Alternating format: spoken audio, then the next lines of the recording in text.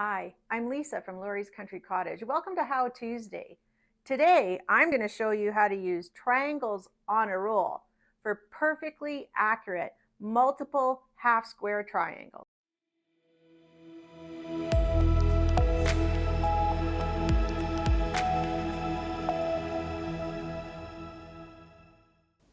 Let me tell you a little bit about triangles on a roll from It's So Emma. Triangles on a roll is a way of making multiple half square triangles at the same time. I learned this method when I was learning to quilt by drawing a grid right on my fabric. It's a lot easier and I think more accurate when you're using the paper foundation. Triangles on a roll comes in many sizes. The smallest size is a 1/2 inch half square triangle. Yeah, I said 1/2 inch. And it goes all the way up to a 7-inch half squared triangles. When you're looking for a specific size, up to 4 inches, you can buy in 1/4 inch increments. So 2, 2 1/4, 2 1/2, 2 3/4, 3, and etc. Once you hit the 4 inches, it goes up by a 1/2 inch. The It's So Emma triangle on a roll foundation paper is nice and thin. We'll stitch it with a small stitch length and it'll be easy to tear.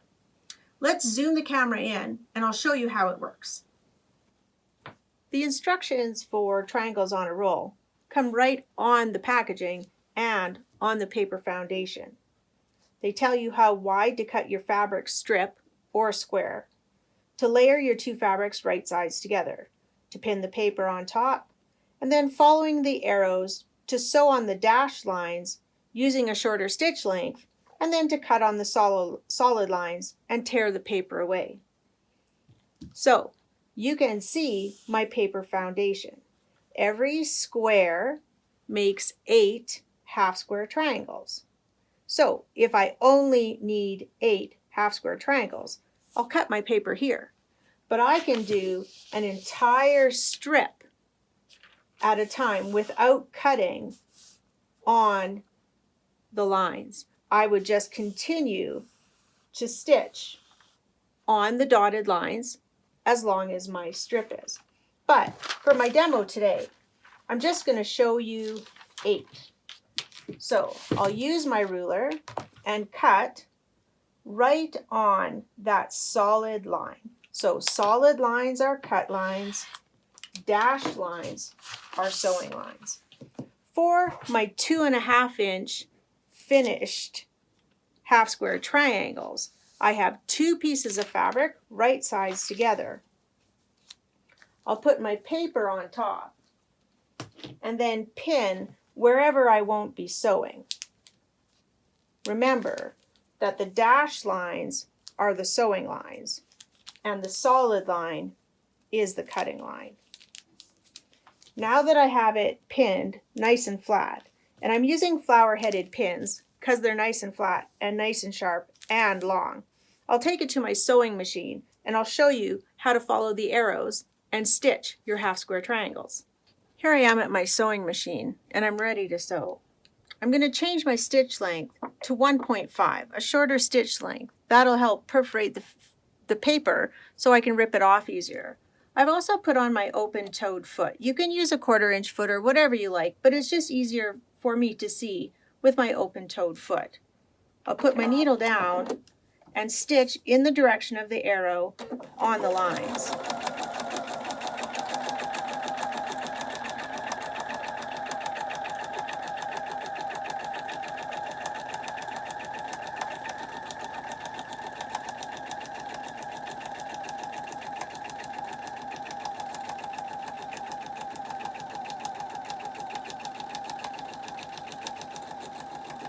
When I get to the end, I just need to turn and stitch the other direction. Remember, just follow the arrows. You do need to be accurate. Make sure you're stitching right on the line. That way you'll have accurate half square triangles.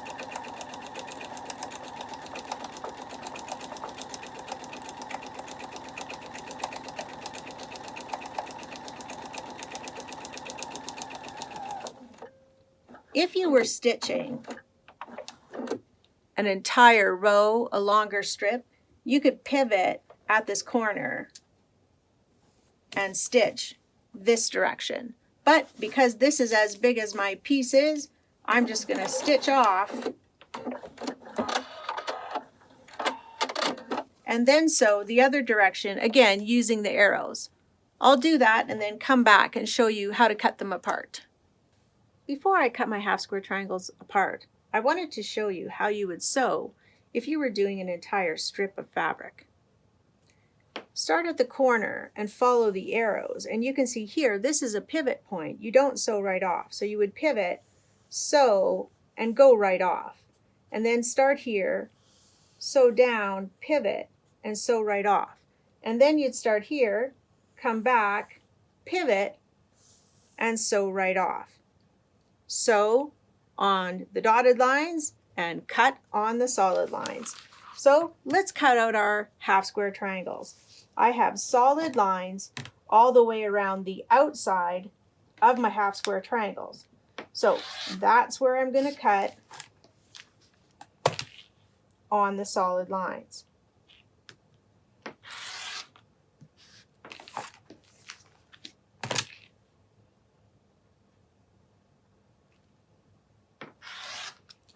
Let's take a quick commercial break while I grab my rotating cutting mat.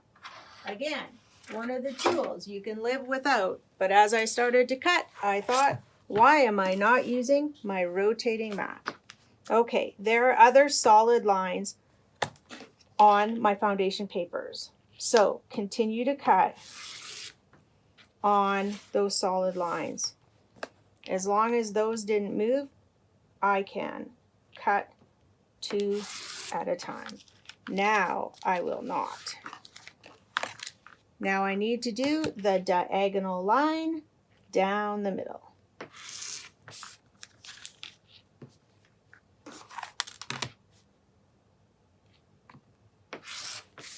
This center line doesn't need to be as accurate, so I could stack 2 at a time. This is just seam allowance. All right, they're all cut, and now it's time to remove the papers. So here's how to remove the papers. Let's help it a little by folding on the perforation. Then grab it, and just like you're going to rip off a Band-Aid, rip the paper off. And then this little tail pulls off all on its own. I'm going to do that for all 8 of my half square triangles. And then I'm going to show you how I like to press them when I've used this method. All right, now that I have my half square triangles made, it's time to press. I like to use a nice hot iron to set those seams. It helps the thread settle into the fabric. And now I can press them. So you have a few options. You can use your iron and simply open that seam and give it a press. That is not my favorite method. I find sometimes that these don't fold nice and flat, and then when you start to manipulate it, because it's a biased edge, you have the issue of warping that seam. So actually for half square triangles this size, I would use my woolly felted pressing bar. And you can do, I usually line up 2 or 3 at a time to get it going. I use my purple thing to start the seam open, and then I use my iron on top. And then I'll move to the next one. This helps to press the seam open. You can use steam or not, whichever you like. I usually go without steam until I have them pressed open. So now they're pressed open, and then I would lay them on my flat wool mat and give them a great press. If I was really particular, I would take my acorn fabric solution, put it on the seam, and press it again. And there we have some beautiful half square triangles. All I need to do is clip those dog ears off. If you have a pattern like Grand Central, you can see repeated pinwheels with the same fabric. So you could make your multiple half square triangles at the same time. And when I go to make my ghost quilt, those teeny tiny half square triangles at the arms and the tail of my ghost will be great using this method. Thanks for joining me for How Tuesday. I hope you enjoyed learning how to use triangles on a roll. And now you know, next time you need to make multiple triangles from 8 to 600, you have an easy tool to help you.